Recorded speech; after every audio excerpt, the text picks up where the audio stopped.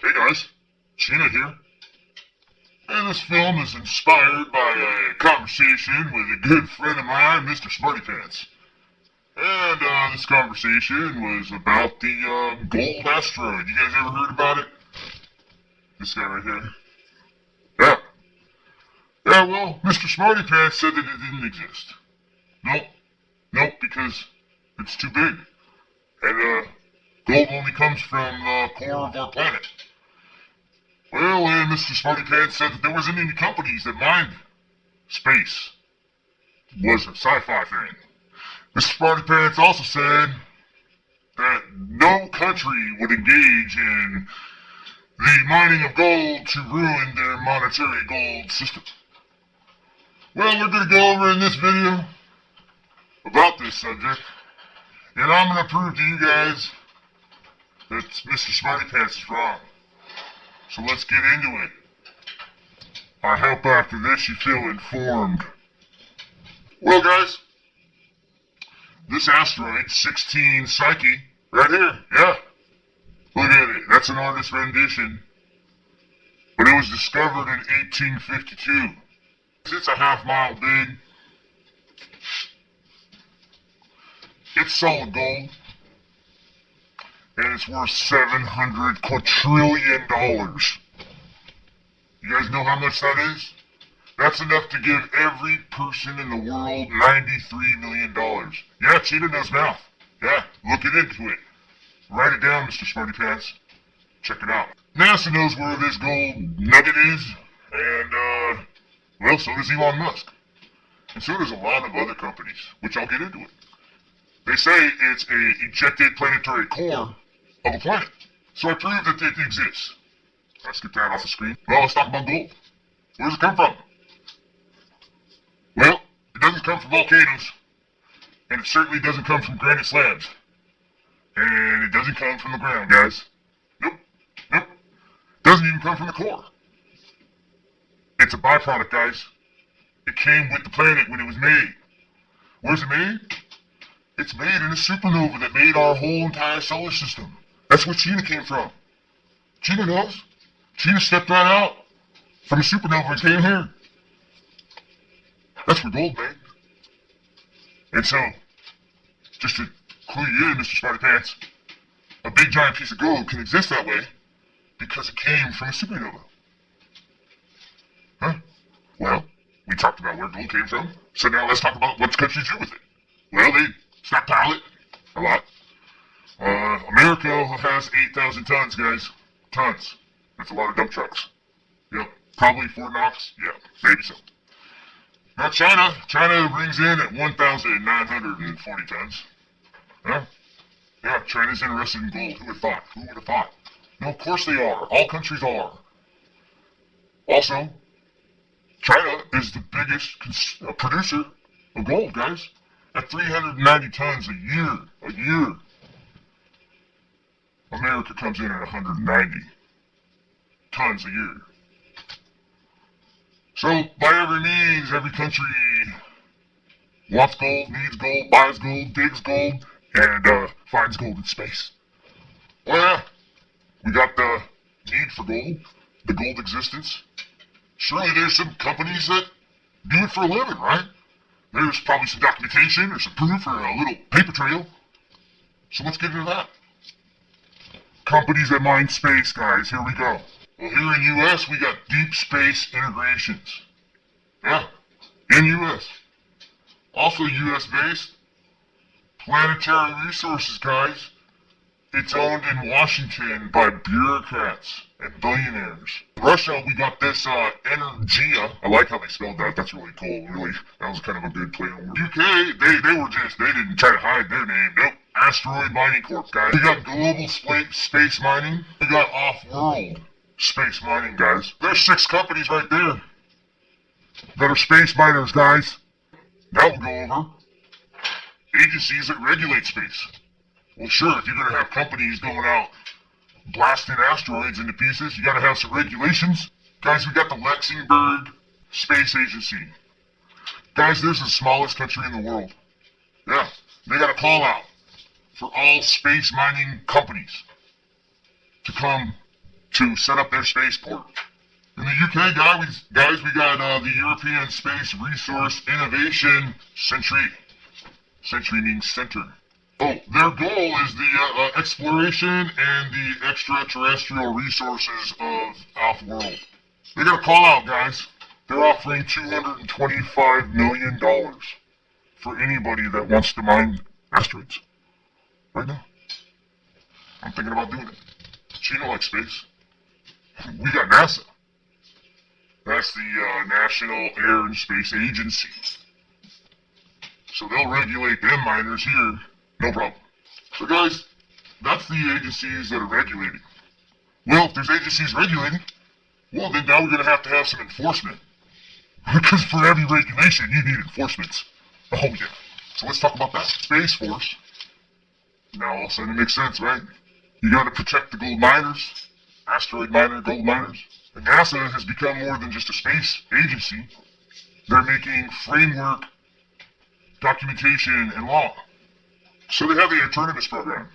Artemis program. And it's a doctrine. It's called the Artemis Accords. What is it?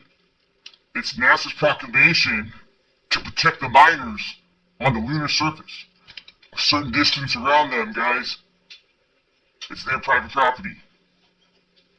NASA has a call out right now for any explorers that can pay their way to the moon to go pick up dust and bring it back. Yeah. Big bonus for that one. NASA has a contest, not for little kids. Nope. This is for entrepreneur companies. Guys, they're looking for a lunar excavator that can mine icy regolith and water from the lunar South Pole, guys. They're going to mine the South Pole. And they're going to mine the moon. NASA, China, Russia. They're going to pick up all the ground material. There's all kinds of stuff. And they're going to make rocket fuel on the moon. Well, if they're going to be mining the moon, they're going to need a transporter to bring it back. So what, do we have any transporters? Sure we do, guys. We got Elon Musk, super heavy, carries the most that anybody's ever carried. NASA's got two different projects. They got the X-37B. It kind of looks like the Starship. And then they got the Prospector X. And Prospector. Really? Could you name it something else? But what are they after, guys? Well, the government and NASA, they're not after jet fuel or gold. They're after helium-3, guys. It's all over the moon, just sitting there, waiting for them to pick up. Now that I've gone over helium-3, well, where does it come from? Well, guys, helium-3 is developed when the solar winds drift across this open space. And as it drifts through, it changes particles. And the result is helium-3. Helium-3 is usually bounced off of our stratosphere, and very, very little ends up in, well, the Arctic or wherever they find it. The moon has over 128 parts per billion particles of helium-3 on the ground, just ready to get it. Well, what do they use it for? Well, guess what helium-3 is used for, guys? Nuclear fusion. Yeah. Nuclear fusion, well, we already got that. Yeah, but it's really messy. It's really messy, guys, and causes a lot of contaminants. That's radioactive. Helium-3 has no decay. Has nuclear fusion without any decay. It's said, guys, that there's enough helium-3 on the moon to power everybody's homes in the world for 10,000 years. If it was applied to all of us. But it's not. No, the government's going to make their top secret little reactors. And since we're on the subject, the only one team of scientists has ever tried to duplicate gold. It was in 1941 at the Hanford site. And they were capable of doing it. They did it. They produced gold, guys, but it was radioactive. But helium-3 doesn't have any radioactiveness. So maybe they'll produce some gold with it. Just put it in barrels in the ground. This right here, guys, is nuclear fusion with helium-3. That's right there. Bet you didn't know Cheena knew something about nuclear fusion. So that's what the government's doing, getting helium-3. Other prospectors are getting gold and different elements in the dust as well. So let's get to the big show. Why did they land on the moon, guys?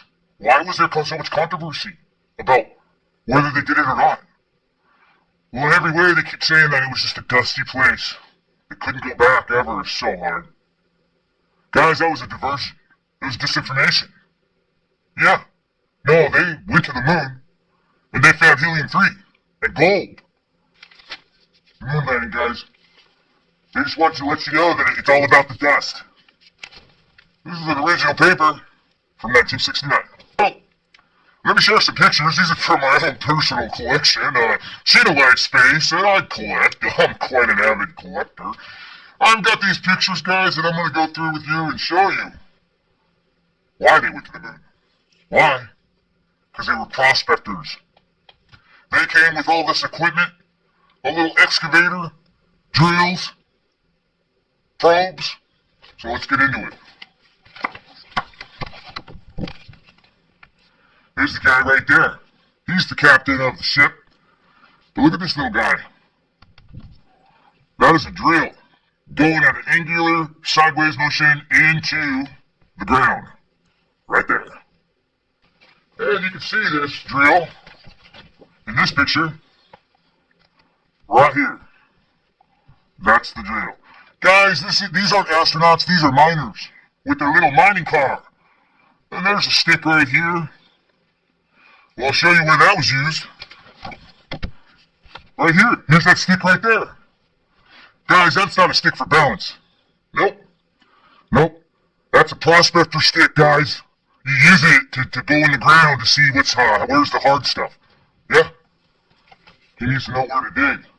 You guys ever heard of craters? How the craters on the moon are all the same thickness, the depth?